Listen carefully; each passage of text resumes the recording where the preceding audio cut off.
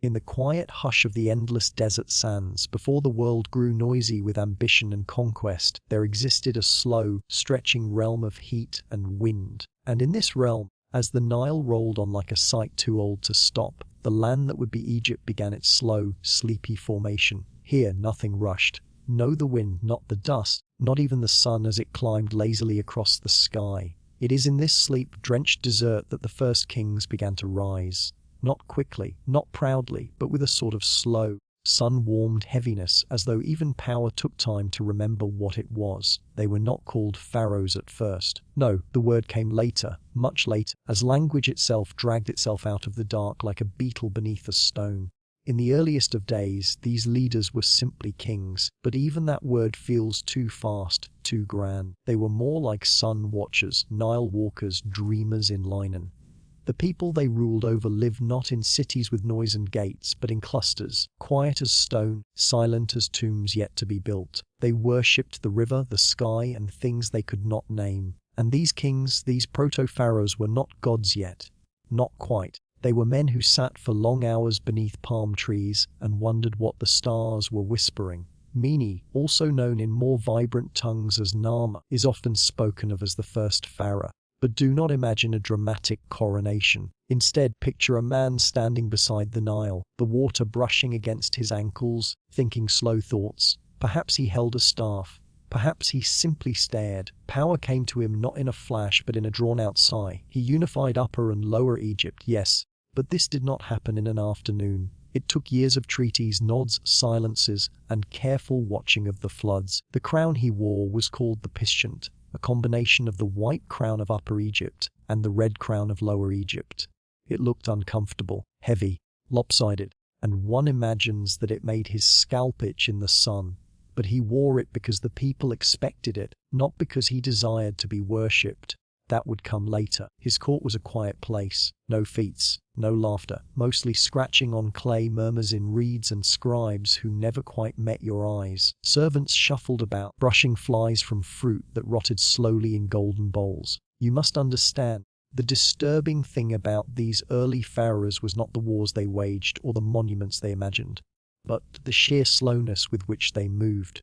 Every decision took months. Every wall took years, and every command was spoken in such a low voice that scribes often misheard it and nodded anyway. The early palaces were built of mud brick, not limestone, not marble, just mud and straw baked by the sun until they cracked and crumbled and needed building again. There was no permanence, nothing that said, "I will live forever." Not yet, and yet death was already creeping in. These first pharaohs were obsessed with burial. Not because they feared death, but because they found life so exhausting. Life was heat, sweat, gnats, and endless meetings with priests. Death, on the other hand, promised silence. The tombs were their quietest thoughts made solid. Masturbus. Those low, rectangular tombs were carved like yawns from stone. Underneath them, narrow chambers were filled with things, not treasures. Not yet. Just things, pots, beads, dried bread, headrests made of wood. Because a pharaoh must sleep well in the next world, even if he never did in this one. And so, each pharaoh began to plan for death almost as soon as he was born. Imagine that. A baby born with coal already smeared on his eyelids, not crying, just blinking at the ceiling as if to say, "How long must I wait before I can rest again?" The disturbing part was how calmly they accepted the burden. These were not tyrants, not yet. They were dreamers wearing gold, visionaries who rarely smiled. Sometimes they disappeared for weeks, not because they were strategizing, but because they'd walked out into the desert alone and simply sat, listening to nothing but the wind. They had no clocks, no urgency, only the sound of sandals on sand. But let us speak now ever so slowly of their food. The pharaohs did not dine in splendor. Their meals were a study in repetition. Bread, onions, beer, bread again, sometimes figs. But figs are not exciting unless you haven't eaten for days. And even then, the pharaohs were careful not to indulge. Excess was frowned upon. Too much laughter could summon bad spirits. So they chewed slowly, barely swallowing, often staring at a single fly for long minutes before waving it away. And what of their wives? The queens of early Egypt were not decorative, not loud.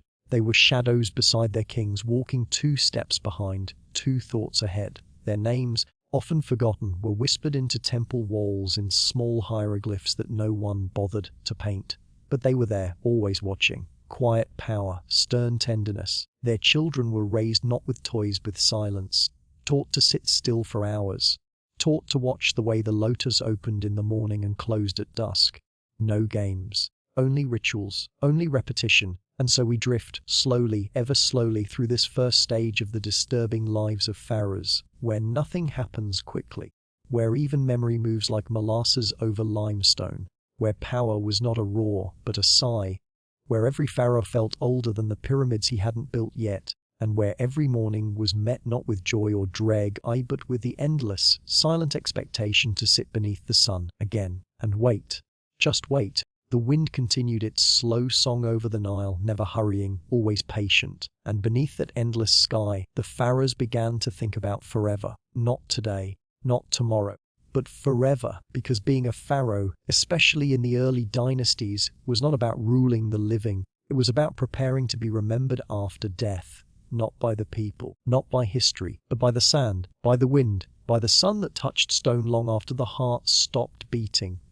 So, as the pharaohs sat quietly in their court, chewing soft bread and staring at flies, an idea began to grow. An idea that would weigh more than memory and last longer than names. They began to build, not quickly, not loudly. There were no trumpets, no dramatic gestures, no frantic orders, just quiet nods, gentle finger-pointing, long pauses, and then stones, moved one by men whose footsteps were steady. They could be mistaken for shadows. At first, these tombs were simply the mastabas, those squat, flat-roofed tombs like half-buried sides in the desert. But soon, one pharaoh whose name was Djoser stirred in his stone-cold dreams. He wished to be remembered just a little longer, not forever, just a little longer. And so he called his vizier Imhotep, whose mind worked like a slow breeze through reeds. And Imhotep, after many days of silence, many days of drawing and redrawing in the sand, said, "Let's stack them." And thus the step pyramid was born, not a tower, not a spire, but a gentle stack of memories, one stone atop another, like a tired man laying down thoughts in the shape of a staircase to sleep. It took years, decades. No one was in a hurry. The workers were not slaves. That is a myth that runs too fast. They were villagers, farmers, men with time between floods. They worked with patience, not fear. They moved stone the way a snail moves across a leaf, carefully, slowly, with purpose. Each block was heavy, each angle considered, each breath between tasks long enough to hear your own heartbeat. As they worked, the pharaoh sat and watched. He did not speak often. He did not visit the site every day. Sometimes he stared from his shaded court, imagining what it might feel like to lie inside something so permanent. He smiled, not with joy but with quiet satisfaction. The disturbing part was how calmly death was embraced. It was not a punishment. It was a destination. The goal, everything in life was merely preparation for a tomb. Food to be buried with, songs to be carved in stone, curses to be etched to keep out the curious. Not out of anger, but because eternity, once earned, should not be disturbed. The step pyramid grew, not into the sky, but into stillness. And yet it was only the beginning. Other pharaohs began to stir in their line-enwrapped minds. If Djoser could build steps, why not build a slope? Something smooth, something silent. Something that pointed not just upward, but toward the horizon of sleep. Enter Sneferu. Sneferu did not rush. He was not a visionary in a storm. He was a thinker in the sun. His plan, to build the perfect pyramid. But perfection is slow, and his first attempts were flawed. The Medum pyramid began full of confidence, but it collapsed. Not suddenly. No, even its falling was gradual, stones giving up their grip one by one, like a yawn that ends in silence. So, Sneferu tried again. He built the bent pyramid next. It began with ambition, steep, proud, almost smug, but halfway angle changed, it softened, it bent, not because of failure, but because of wisdom. The workers, the priests, the sky itself seemed to whisper, too steep, too soon, slow down. And so they did. They made the slope gentler. They let the pyramid sigh halfway through. Then finally, the red pyramid, wide, calm, balanced, it sat like a sleeping god, not arrogant, not imposing, just waiting. Sneferu never bragged. He simply looked upon his work and nodded once, then twice, then returned to his chamber to continue his planning for death. He had done enough. But it was his son, Khufu, who would go further, not in ambition, but in scale. The Great Pyramid of Giza. You've heard it, everyone has. But you must imagine it as a marvel. You must not hear the noise of construction or the cheering of crowds. No, it was built in silence. Over 20 years, blocks were dragged, placed, aligned, not for glory, not for tourists, but for one man's dream to lie undisturbed forever. Khufu, too, was quiet. The records say little. No statues survive, no speeches. He is the Pharaoh of absence, the Pharaoh of shadows, and yet his tomb remains. It is said to contain 3 chambers, one underground, one in the heart, one in the sky. And though many have entered, none have truly understood. Because understanding is fast, but the pyramid is slow. It reveals itself not in minutes, but in centuries. Inside, there are no decorations, no gold, no painted scenes of the afterlife, just cold stone, quiet corridors, air shafts pointing at stars. It is not a house of treasures, it is a pause, a single, vast pause made of limestone. Imagine walking inside. Every step echoes, every breath lingers. You begin to forget time. You begin to forget your name. You begin to understand what the pharaohs knew, that stillness is more powerful than movement. That death, when embraced with patience, becomes something more. After Khufu, others followed Khafre, Menkaure. Each built pyramids of their own, slightly smaller, slightly faster. But the pattern was the same. Each pharaoh planned not for life, but for the longest sleep imaginable. The workers continued. They woke early. They lifted stone. They hummed soft songs. They drank beer thick with grain. They died. Others replaced them. The desert whispered, and beneath the sun, pyramids grew, not as monuments to greatness, but as beds for eternity. The disturbing truth: these kings were more focused on being remembered dead than being loved alive. They ruled from shadows. They planned in silence. And their greatest dreams were made not of gold, but of rock that did not speak, did not move, did not feel, just existed. And as you drift now, slowly, into the mind of the ancient pharaohs, you begin to see why they slept beneath such heavy stone, not to trap themselves, but to be finally freed from movement, from noise, from the living world that never stops asking questions. Inside their pyramids, they did not need to answer. Only rest, forever and ever, until the sand covered even the memory of their names, and even thing they did not stir. The sand did not stop shifting. The Nile did not stop flowing, and the pharaohs, having built their tombs and sat upon their thrones with unblinking eyes, turned their full attention not to the world around them, but to the one they could not yet reach, the afterlife. Not a place of harps or fire, not of clouds or flames, but of long corridors, quiet judgment, and endless paperwork of the soul. To die as a pharaoh was not simple. No, it required preparation. It required administration. It required an entire lifetime of rituals, priests, and inscriptions, just to make sure that when the moment came, the king could proceed in the right direction. Because you see, the disturbing truth was this: pharaohs feared only one thing: being forgotten. So they did what pharaohs do best. They made a system so complicated, so detailed, so endlessly repetitive that even death had to wait its turn. The first step: the soul had to be prepared. But a pharaoh's soul was not a single entity. Oh no, it was divided into parts. The K, the life force; the Ba, the personality, the bird that flew; the Ak, the radiant, transfigured soul, like a soft breeze in moonlight. Each part had its own duties, its own ceremonies, own instructions, and all of them had to reunite it somehow if the pharaoh was to live again. But how does one prepare for this cosmic reunion? With spells, hundreds and hundreds of spells, not cast in haste, not shouted in fire, but carved slowly, carefully into stone, onto walls, into coffins, onto the insides of sarcophagi. The earliest spells were etched into pyramid texts, not for beauty, not for reading, but as instructions, sleepy, step-by-step procedures for the wandering soul. Recite this when you face the serpent. Say this when the gates of the sky creak open. Repeat this word until the stars blink twice. It was less magic, more like a divine checklist, and it had to be followed exactly. Later came the coffin texts as pharaohs passed the burden to nobles, and priests expanded the language of eternity. The words multiplied, the meanings deepened, the process thickened. Then, finally, the Book of the Dead, a scroll not meant to be read in life, but to be felt in death. Its real name, the Book of Coming Forth by Day. But even that is misleading. Nothing came forth. Everything just drifted ever slowly into the next room. The book included over 190 spells. each one as specific as attack's form and just as sleep-inducing as to breathing. Spells to walk, spells to open your mouth, spells to remember your name, spells to keep your heart from telling the truth. Ah, yes, the heart. Because when the Pharaoh reached the Hall of Two Truths, he would stand, spiritually of course, before Osiris, the silent judge of the dead. There his heart would be weighed against the feather of Mahat, the feather of truth. If the heart was heavy, too heavy with guilt, with chaos, it would be eaten, not by Osiris, not by demons, but by Amit the devouring, part lion, part hippo, part crocodile, all-digestive system. But that rarely happened, because pharaohs, wise as they were, made sure their hearts would not betray them.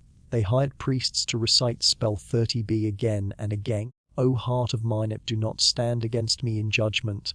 And the heart, having heard this lullaby for decades, usually obeyed. Then came the journey. The Doot, the underworld, was not a straight road. It was a maze, 12 hours of darkness, guarded by doors and serpents and flaming lakes. Each gatekeeper asked questions. Each step required the right answer. And pharaohs made sure they had the answers ready, because they'd been practicing since childhood. This was not belief. This was procedure. Their tombs were maps. Their wrappings were labels. Their souls were employees in an afterlife bureaucracy. But what happened if the pharaoh succeeded? What was the reward? Not bliss, not paradise, just continuation. The pharaoh would become one with the sun god Ra, joining his eternal boat as it sailed through the night sky. He would fight off co-serpents like Apophis, then rise again with the sun, every day, forever. Not rest, not peace, just duty recycled. Because even death for a pharaoh was not retirement, it was a shift change. Now let us slow our gaze and turn to the tomb itself. Burial was not a single event, it was a ceremony of many layers. First, the embalming. The body was cleaned, emptied, dried, stuffed. Organs were removed and placed in canopic jars, each watched over by the sons of Horus. The liver, under the human-headed Imseti. The lungs, guarded by baboon-headed Hapi. The stomach, under jackal-headed Dimutef. And the intestines, by falcon-headed Qubesnuf. The brain, considered unnecessary, was pulled out through the nosig and discarded. Then came the linen wrappings, layer after layer after layer. Some pharaohs were wrapped over 300 times. Amulets were slipped between folds, not for decoration, but for spells. A scarab for the heart,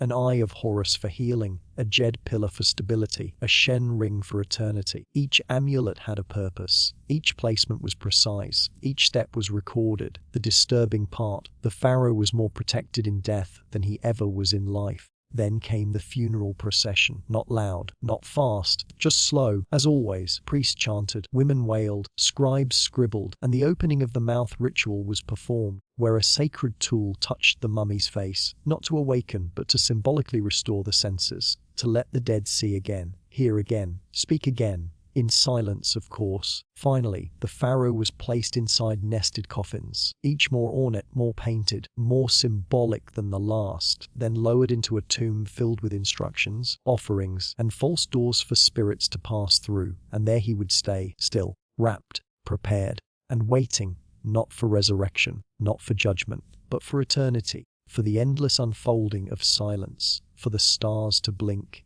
for the prayers to fade, for the sun to rise one more time and again, until even memory turned to dust. But to be finally freed from movement, from noise, from the living world that never stops asking questions. Inside their pyramids, they did not need to answer, only rest, forever and ever, until the sand covered even the memory of their names, and even thing they did not stir. When the pharaohs were alive, and that word, live, must be used loosely, for they often moved no faster than the shadows of pillars. They were not simply kings. No, they were gods, but not the kind of gods that throw lightning or speak in thunder. They were gods of repetition, gods of rituals, gods of ceremonial hats, incense that never quite burned out, and slow, swirling dances of incense in the stale desert air. To be a pharaoh was to be divine. That sounds impressive at first, but in Egypt, being divine was not about command or celebration. It was about obligation. Being divine meant doing the same things the same way every single day for the rest of your life. And that life, it wasn't a life of adventure or excitement. It was a schedule, an unchanging, eternal, boringly celestial schedule. Every morning, The pharaoh was expected to rise with the sun, for he was the earthly embodiment of Horus, the falcon-headed god of kingship and the sky. He could not wake up late. He could not skip a ritual. He could not say, "Not today," because the entire cosmic balance depended on his daily participation in the order of the universe, known as Maat. Maat was not a goddess who forgave lateness. Maat was balance, routine, cosmic paperwork, and it was the pharaoh's job to uphold it. Each morning, the temple doors would creak open, not fast, not dramatically, but with the long groan of centuries, and the pharaoh, or more likely his priestly stand-ins, would begin the rituals. First purification, water poured, oils rubbed, scents applied, linen robes changed one sleeve at a time, each gesture watched by scribes, every drop accounted for, then offering. Food, drink, incense, music, not to eat, not to enjoy, but to offer over and over again, because gods, apparently, were always hungry but never satisfied. Offerings were symbolic. The bread might not be fresh, the wine might be fake, the statues never moved. But the pharaoh did what had to be done. He bowed, he murmured, he walked slowly around statues. He clapped once, then twice, then waited. The temples were not churches. They were machines, stone machines of eternity, and the pharaoh was their living gear. These temples, like Karnak or Luxor, stretched across the desert like thoughts too long to finish. Their halls were tall not to inspire, but to keep the air cool. Every column was a tree, every inscription a whisper, every god watching. The pharaoh did not own the temple, he was the temple, but he was rarely alone. There were priests, hundreds of them. They shaved their heads, they bathed 4 times a day, they spoke in riddles, they walked in circles, they knew how to light incense in 13 different ways. They attended to statues of gods like Ammon, Ra-Ta, and Osiris who never blinked, never moved, but always had their lips dusted in gold. And the pharaoh, he joined them, or rather, his divine essence did. Sometimes he didn't even need to be there. His statue would suffice. Yes, even his likeness could fulfill divine duties. Because to be pharaoh wasn't about personality, it was about presence, endless, ritualized presence. A pharaoh could be wise or dull, kind or cruel, and it wouldn't matter so long as he followed the steps. Every day he had to perform the said festival eventually. Ah yes, the said festival. A celebration of renewal. But not every year, only after 30 years of rule, then again every 3. If the pharaoh lived that long, which many didn't, he would undergo a ceremony to prove he was still capable of ruling. But don't imagine a vigorous test. It was more of a symbolic jog around a court, perhaps some speeches, perhaps some white robes, perhaps some goats in attendance. Mostly, it was about being seen doing things without really doing anything. And the people, they watched, of course, but not in excitement, in reassurance, because the pharaoh was Egypt. If he moved, Egypt moved. If he stood still, Egypt paused. And so they watched him stand, and walk, and nod, and wave slowly, like a flag at half-mast. The disturbing part of divine kingship, there was no rest. Even sleep had rules. The pharaoh's bed faced the correct direction. His dreams were interpreted. His silence was considered speech. He was surrounded by watchers, chamberlains, guards, priests, and viziers, none of whom ever seemed to blink. Even when sick, the pharaoh could not sneeze without symbolic meaning. A cough might be an omen. A rash might suggest cosmic imbalance. A sore toe might require an offering to Sekhmet. This divine status extended to his image. No one could simply paint the pharaoh. The angle mattered. The posture mattered. The inscriptions mattered more. A pharaoh with a long stride meant vitality. A pharaoh seated meant wisdom. A pharaoh offering flowers meant harmony. But never spontaneity, never surprise. Art was not expression, it was repetition. Temples were filled with walls carved with pharaohs doing the same thing over and over again. Offering, praising, honoring, wearing the crown of Upper Egypt, wearing the crown of Lower Egypt, wearing both, facing left, facing right, facing Maat, always in profile, never turning around, because the gods didn't like surprises. Even the pharaoh's names were divine, and he had 5 of them.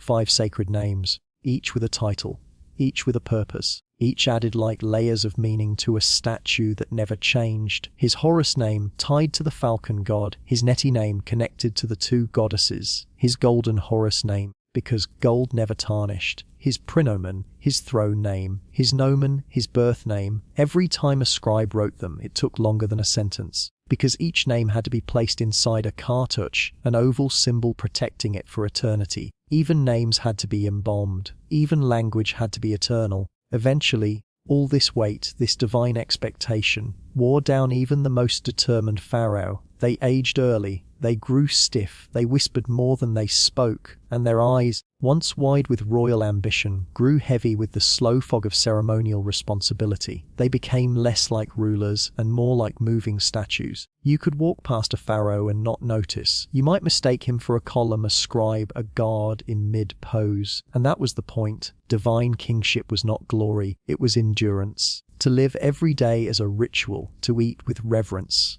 to sit with posture, to blink as if the stars were watching, to never be human again. Only Pharaoh, only God, only silence, wrapped in gold. But to be finally free from movement, from noisy, from the living world that never stops asking questions. Inside their pyramids, they did not need to answer, only rest, forever and ever, until the sand covered even the memory of their names. And even then, they did not stir.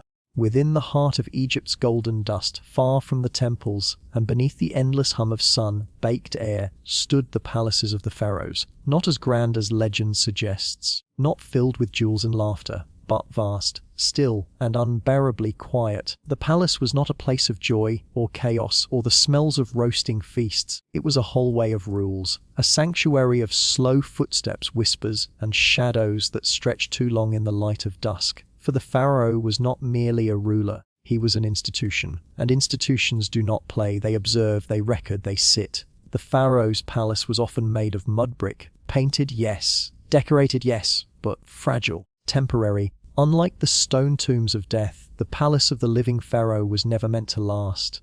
Because life was not permanent, only death was sacred. Each morning in the palace began not with a trumpet, not with joy, but with ceremony. Servants, trained in silence, entered the king's chamber without shoes, without sound, and without direct eye contact. The pharaoh lay still, not asleep, but in contemplation, or perhaps simply waiting. The bed, low and hard, was aligned precisely with the stars. His limbs were wrapped in linen sheets, hands placed purposefully upon his chest. A symbol, a prayer, a pose.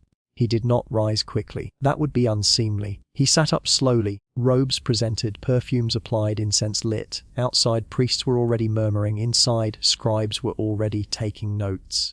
Because every breath of the pharaoh could become sacred text. After waking, he would bathe, not alone, but with attendants who gently poured water over his shoulders in exacting patterns. The water came from the Nile, but only from sacred stretches, filtered, blessed, measured, and tepid. Hot water was for the hurried. The pharaoh had no need to rush. Breakfast followed, but not with joy. A quiet affair. Flatbread, sometimes slightly stale. Honey, but not too much. Dates placed in geometric patterns. Beer, thick and yeasty, sipped slowly through a straw to avoid sediment. All served in bowls made not of gold, but of clay. Because food was not about taste, it was about balance. To overindulge was to insult Ma'at, and so the pharaoh chewed slowly, 30 times per bite. That was the custom. After eating, he met with his viziers, the real machinery of government. They brought reports, tax lists, temple complaints, dream interpretations, census data, prophecies from distant priests. Each scroll was read aloud, each response was murmured. There were no arguments, no outbursts, just nods and long pauses. Sometimes the pharaoh did not respond at all. His silence was interpreted as policy. His gaze toward the west wall, a sign to fund the temple there, a raised eyebrow, a dismissal of 3 complaints, one hand on the armrest, approval of next year's grain distribution. This was governance by gesture, rule by breath, command through posture. The palace was vast but not lively. There were gardens, but they were quiet gardens, shallow pools, lotus flowers. Sand paths rake it smooth each morning. If birds sang, they did so softly. If trees rustled, it was the wind, not joy. Occasionally, foreign diplomats arrived, bringing gifts, carved ivory, beads, strange metals, even dancing dwarfs from faraway lands. But these were not greeted with parades, only long silences. The pharaoh might watch from a shaded window. He might nod, he might not, because to acknowledge too quickly was to seem eager. And pharaohs were not eager. They were eternal. Even family life was subdued. The great royal wife, not a title of affection, but of status, lived in another wing. She, too, followed rituals. She was painted on walls standing behind him, never beside. She bore sons, daughters. She taught them to sit in straight lines, to stare at stars, to listen to nothing and understand everything. The pharaoh had many children, too many to name here. Some became priests, some were married off to Nubian rulers, some lived in palaces of their own, smaller but no less rigid. All were watched, all were groomed, all were reminded daily, you are not people, you are Pharaoh's blood. That is more, that is less. Even the servants of the palace, those who swept the dust from thresholds and refilled the oil lamps, moved as though sleepwalking. They spoke in code. They used hand signs. They were trained to know the king's breath pattern and interpret it as instruction. If he coughed, they left the room. If he blinked twice, they approached. If he sighed, they brought the book of offerings. The walls of the palace were decorated, but not extravagantly. Murals showed gods accepting incense, scribes with styluses. Fish in the Nile, no battles, no drunken celebrations, only the endless, gentle rhythm of balance. The pharaoh had a court, of course, but even the court was not a place of debate. It was a place of listening, of protocol, of standing in the right order, wearing the right color, holding the correct staff. A mistake in sandals could be a scandal.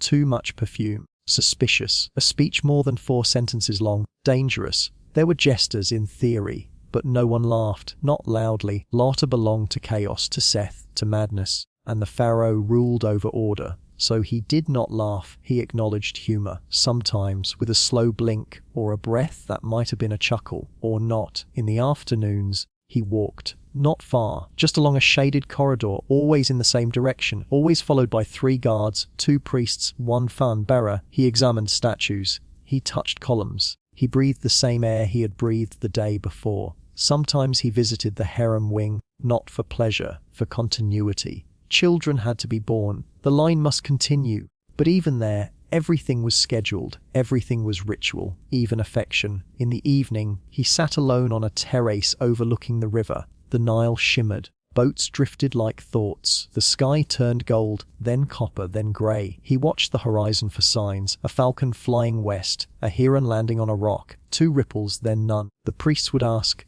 "Did you see anything, my lord?" He would nod, or not, and then night came. With it, new rituals, more purification, more silence. The palace fell still. Oil lamps flickered like dying stars. Cats wandered the halls, sacred, silent, serious. The pharaoh lay back in his low, hard bed and stared at the ceiling, painted with stars that never moved. As he closed his eyes, another day ended. Another perfect, meaningless day. Exactly like the one before it. Exactly like the one after it. A life lived in stillness, a god in a house of walls, a king of quiet, a soul too sacred to speak, too holy to laugh, too divine to sleep, yet somehow always drifting toward it. When people think of war, they imagine chaos, swords clashing, horses galloping, shouts, fire and fury. But in ancient Egypt, even war was tired. Pharaohs did not charge, they prepared. For weeks, sometimes for years. And by the time a battle happened, if it happened, it was already half over in the minds of the scribes who planned it. Because war for a pharaoh was not about conquest, it was about proving that Ma'at, the divine order of the universe, had not slipped. And if something threatened that order, say, a rebellious prince in Nubia or a pushy tribe from the Levant, then the pharaoh reluctantly, slowly, ceremoniously prepared for war. But war was rarely just war. It was ceremony with swords. Let us begin with preparations. First, the pharaoh consulted the priests. He could not act unless the omens were right, so they read the stars, poured water in bowls and watched how it rippled, cut open birds, studied livers, waited for dreams. Sometimes the signs weren't clear, and they waited for more signs. Sometimes weeks passed, and nothing happened. Meanwhile, scribes wrote in neat lines, "The army waits." Once the sign said yes, the pharaoh did not rush. He held a ceremonial council. Everyone bowed. Maps were unrolled, but these were not detailed maps. Just papyrus scrolls with vague lines, mountains that looked like teeth, and rivers like snakes. The pharaoh pointed slowly with a golden stick. The generals nodded. No one asked questions. That would be too fast. Once war was decided, the army was gathered, but not from standing legions. Egypt did not keep a large army on hand. Too much chaos, too expensive, too noisy. So they summoned soldiers, peasants. Nubian mercenaries, Libyan archers, chariot drivers from distant Oases. They came slowly. Some brought their own weapons. Some were given bronze blades older than their fathers. Training was minimal, mostly standing in lines, marching in circles, learning how not to bump into each other. Meanwhile, the Pharaoh's war chariot was prepared. Ah yes, the chariot. Gold-painted, light, elegant, pulled by two carefully selected horses, trained not to startle, not to snort, not to do anything sudden. The Pharaoh stood in it rarely, usually only for parades, but the scrolls showed him riding into battle, bow raised. Of course, artists were not present in battle. They drew what they were told, and what they were told was what they were supposed to see. Once the army was ready, often after the Nile flood season ended and the fields dried, they marched, but not too far. Egypt's armies rarely ventured beyond safe distances from water. They hugged the Nile, followed trade routes, carried their supplies with donkeys, and every morning they stopped to pray, to wash, to arrange flags, to wait for a priest to bless their sandals. War was holy business. Unclean feet could bring disaster. At last, they reached the battlefield, usually flat, usually hot, usually buzzing with flies. Sometimes the enemy was already there, waiting. Sometimes they'd left. Either way, the Pharaoh stood before his army. He wore a crown, not practical armor. He carried a bow, not always strung. He was flanked by standard bearers, holding tall staffs with gods carved atop. It was not a strategic display. It was a divine one. War was not just against people. It was against ice-fit chaos. Every enemy soldier was not just a man, but a symbol. So when arrows flew, they were not aimed at lungs and hearts. They were aimed at cosmic disorder. If the Pharaoh won, and usually he said he did, the scribes wrote long, detailed poems. They described lions he tamed, thousands he slew, and how the enemy trembled like children before his mighty gaze.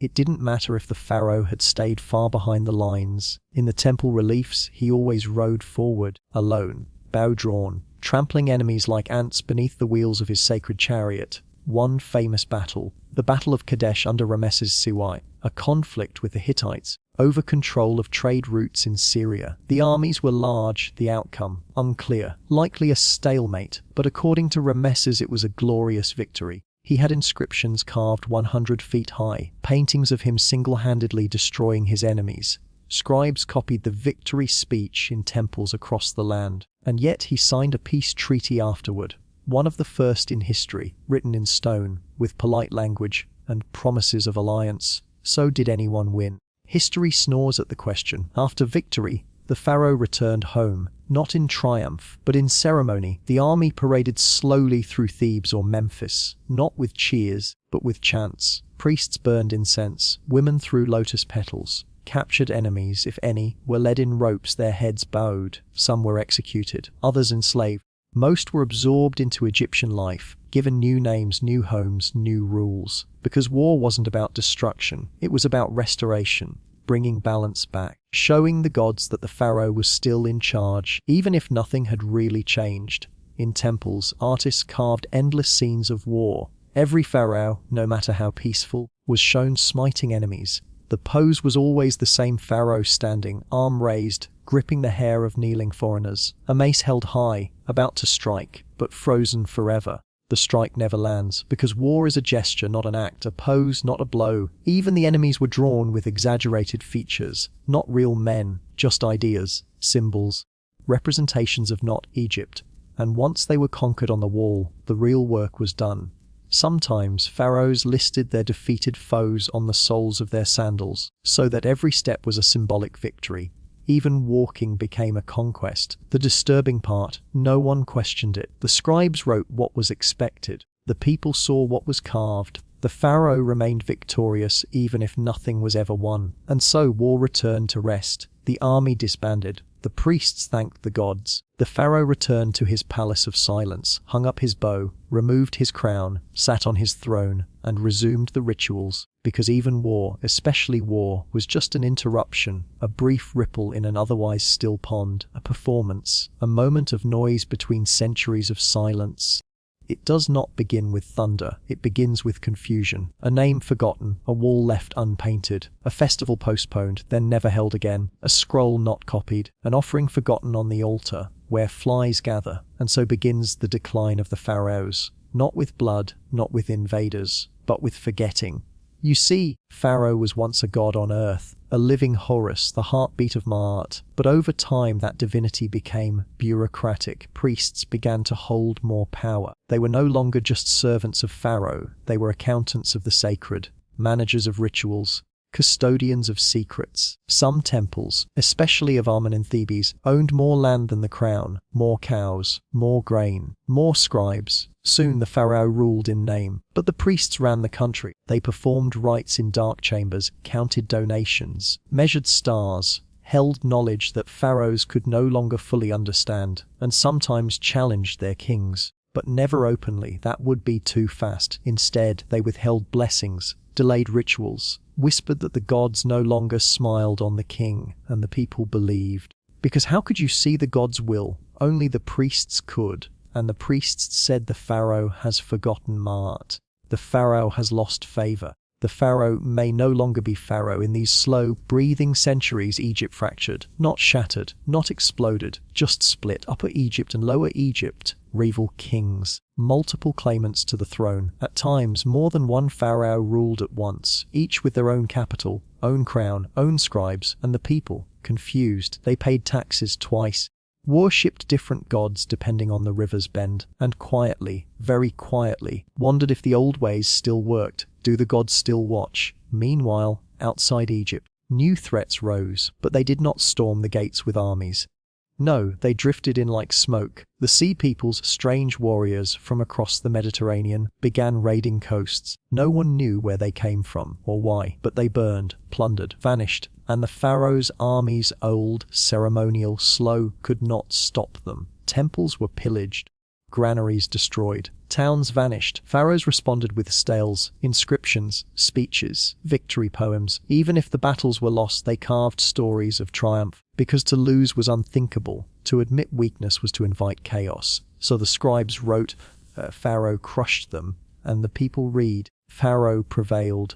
But fields still burned, floods grew erratic. The Nile, the lifeblood of Egypt, began to betray its rhythm. Too low one year, too high the next. Famine crept in slowly, like a shadow across sand. People ate grain meant for offerings, bartered sacred statues for meat. Worship grew desperate, then quiet, then rare. The gods, once so vivid, were fading, and the pharaohs aged one by one. Some ruled for decades, but accomplished little. Others died young, buried in hastily dug tombs. Gone were the great pyramids, the perfect tombs of Giza. Now pharaohs were laid in hidden valleys, like the Valley of the Kings, to prevent theft. But even these were not safe. The tomb builders knew the secrets, and when wages went unpaid, when temples ran out of silver, they returned by night and looted what they had built.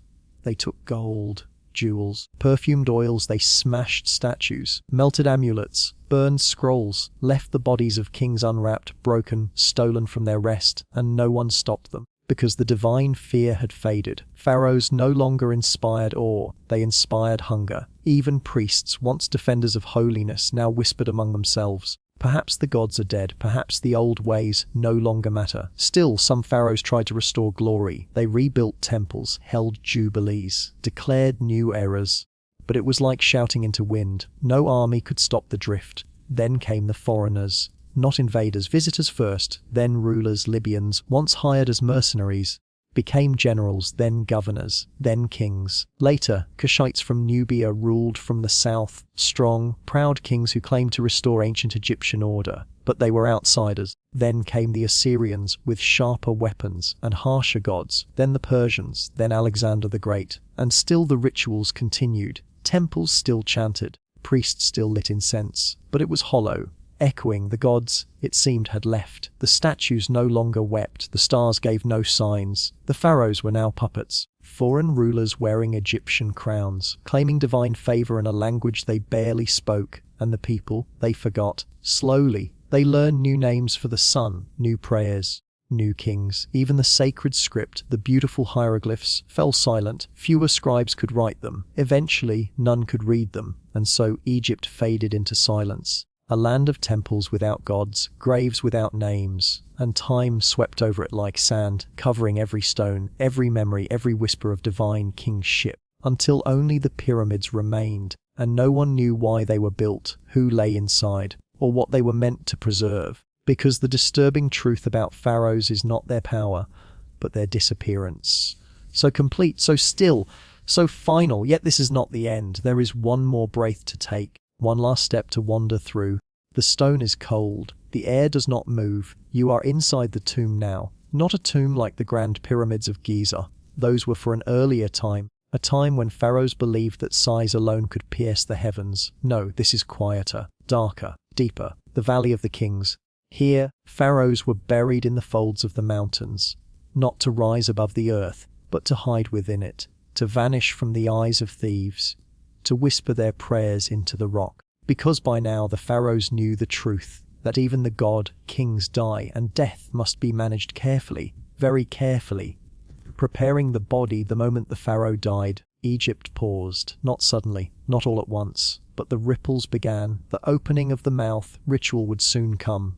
The sarcophagus would be carved, the priests summoned, the embalmers paid, and the pharaoh, once worshipped as Horus, would now be dissected like any other man. First, the body was washed in the sacred waters of the Nile. Then an incision was made. Out came the liver, the stomach, the intestines, the lungs. Each was placed in a canopic jar, sealed with the heads of protective gods Imseti, Hapi, Doemutef, and Kebesenuf. The heart, sometimes left in the body, other times removed mistakenly or deliberately, and this would matter deeply in the next world. The brain, pulled out through the nose with a hook, discarded. The mind, they believed, was in the heart. The brain was just filler. The body was then filled with linen, resin, spices. It dried for 70 days, longer than any modern mourning, because decay was the enemy of eternity. Only when dry was the body wrapped layer by layer. Hundreds of layers of linen, each with spells spoken, oils rubbed, amulets tucked between folds.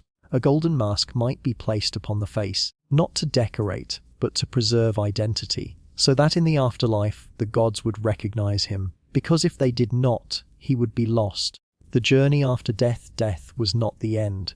It was a journey longer than life, more dangerous than battle, and filled with judgment. To reach paradise, the field of reeds, a pharaoh's soul had to pass through many gates. Guardians would block the way, each demanding a secret name. If you failed to answer, you were devoured.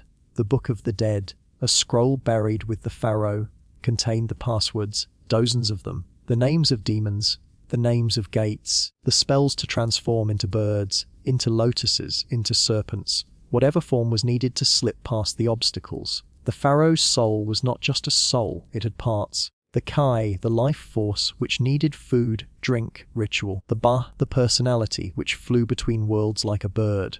The Ak, the divine spark, born only after correct burial and rituals. Each part had its place, each had its needs. Without proper mummification, without offerings, these parts would fall apart, and the soul would suffer, wander, fade, be eaten by monsters, or worsey, be forgotten. The Hall of Two Truths. At the journey's climax came the Hall of Mart. Here, the pharaoh stood before Osiris, god of the dead.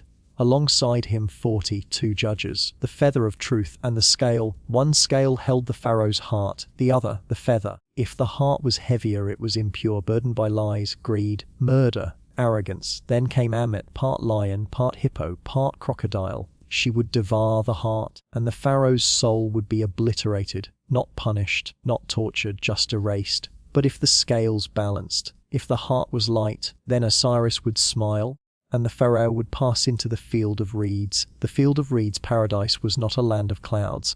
It was Egypt, but perfect. The same rivers, the same crops, the same work. Yes, work. Even in eternity, one must harvest, reap shall build. But with joy. The fields were fertile forever. No drought, no famine, no invaders. Pharaoh would live in a mansion, be served by magical Ashabti figurines who would work in his place when called. The sky was always gold, the Nile always calm, and the gods finally near. The disturbing truths of the tomb, but that was the ideal. In truth, most pharaohs did not rest easy. Their tombs were looted, sometimes within days, even by the very men who built them, looking for gold, for perfume, for treasure. Sometimes the mummies were burned, bones shattered, hearts lost. In those cases, the journey after death would be impossible. Others were moved by priests trying to save them, placed in hidden tombs, in piles, unlabeled, like objects. Pharaohs who once ruled millions now lay shoulder to shoulder, anonymous in the dark. Only one tomb, perhaps, remained untouched through time: Tutankhamun, a minor pharaoh, dead young, forgotten, so forgotten, in fact, that no one ever found him to rob him. And so his tomb endured, and when it was opened in 1922 it stunned the world. Not because he was great, but because he was intact, untouched, the only one. The golden mask of Tutankhamun is the only face of a pharaoh we truly know. And now, you are still in the tomb. It is silent, your torch is low. The walls are painted with stories of the sun god's nightly voyage, through fire, through chaos, to rise again in the east. The pharaoh lies beside you, wrapped, watching, waiting for memory, for ritual, for breath. Because as long as someone remembers, a pharaoh still exists. But if forgotten, then even the gods cannot find him. So sleep now, and drift with the pharaohs. They do not speak, but their dreams echo through time. They are not dead, they are not alive, they are waiting. You hear a scraping sound, not loud, not sudden, just the faint drag of sandal over stone. Is it a ghost? No. It is a man with nothing, and he has come for a king. Welcome to the world of tomb robbers, the forgotten men who dare to undo eternity. But let us begin slowly and softly, because even robbery in ancient Egypt was a sleepy kind of affair. The age of secrecy, as Egypt's pharaohs began to die and be buried in elaborate underground tombs, something strange happened. Their power grew weaker, and even as their afterlife preparations became more extravagant, they buried gold, perfume, ivory, jars of honey, weapons, chariots, statues, even boats, sometimes in pieces, waiting to be reassembled in paradise. But you see, the more that was buried, the more tempting it became. And tombs, despite being cut into cliffs and sealed with curses, were often known to the very workers who had built them.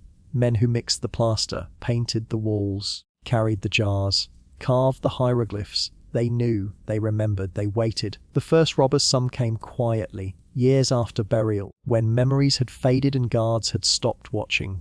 Others came before the burial was complete. Some were guards themselves, stealing a ring, or a necklace, or a bite of sacred bread. Even priests, those sworn to protect the dead, were tempted.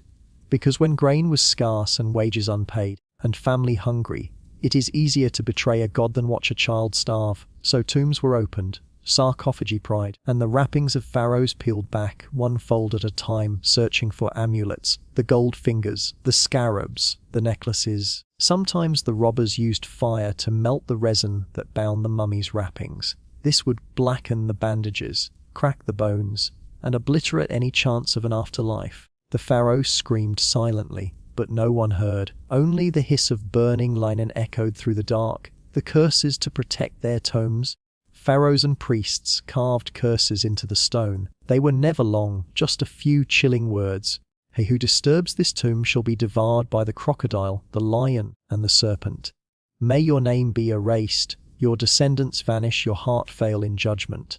But these were not just threats.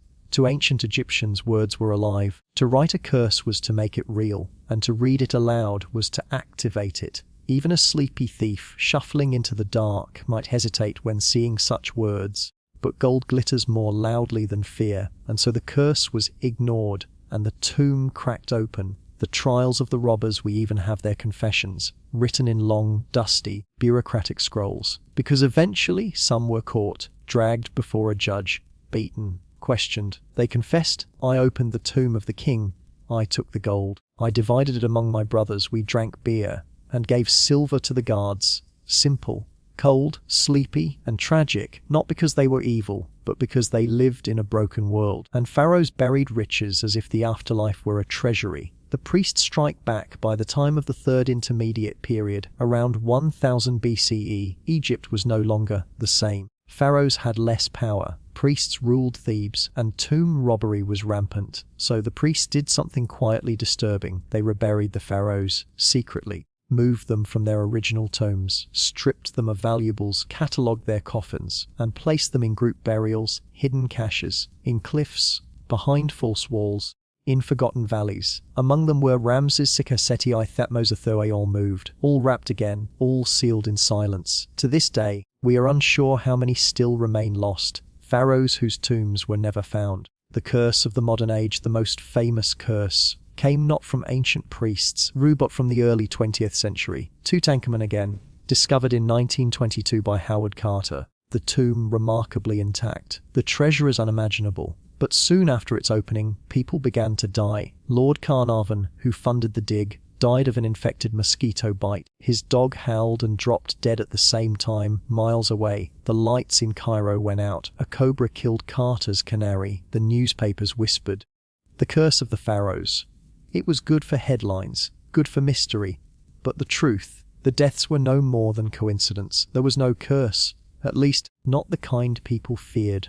The real curse, though, was removal, taking the dead from their sleep, placing them in museums behind glass, stared at, poked, measured. Imagine being woken after 3,000 years, your face photographed, your bones x-rayed, your coffin opened. Would you not silently scream? The mummies speak, but quietly, even in death. The pharaohs speak, not loudly, not clearly, but in fragments, in bits of linen, in faded wall paintings, in broken jars, in crumbled prayers. They tell of their rituals, their food, their fear, their longing, and often their loneliness. They were buried with hundreds of things but no one. No companions, no friends, just statues and scrolls. Eternity, it seems, is a solitary journey, and despite their power, the pharaohs, like all people, feared being forgotten more than anything, because in ancient Egypt, to be forgotten was to die a second death, and that death was final. And now silence, so here we are. The tomb is dark again, the robbers are gone, the pharaohs sleep once more, some in museums, others in fragments, others still waiting in undiscovered tombs. They do not curse, they do not sigh, they do not speak. But if you listen, if you rest your head upon the ancient stones, you may hear the whisper of Lenin, the murmur of the feather of Mayat, the distant echo of sandals on stone, and the never-ending question, will I be remembered at sleep now? Let your breath match the stillness of the tomb. Let your heart slow like a buried king, and know that even the forgotten still dream. There was once a time when pharaohs ruled every inch of the Nile's breadth, when gods walked beside kings, when pyramids rose like mountains, when names were carved deep into eternity. But even eternity grows tired, and as we begin our final descent into sleep, we approach the end, not with a crash, but with a long, slow sigh. The slow collapse of a golden age Egypt, once proud, began to unravel, not in fire, not in floods, but in paper, edicts, treaties, foreign names. One by one, the outer edges of Egypt were lost, the old gods forgotten, the priesthood weakened, the workers, unpaid pyramids, already ancient relics, and the throne, no longer divine, just a seat with a name, and the Pharaoh, no longer a god, just a ruler, a figurehead, a final flicker in a dying lamp. A foreign pharaohs it is strange to imagine, but many of Egypt's later pharaohs were not Egyptian.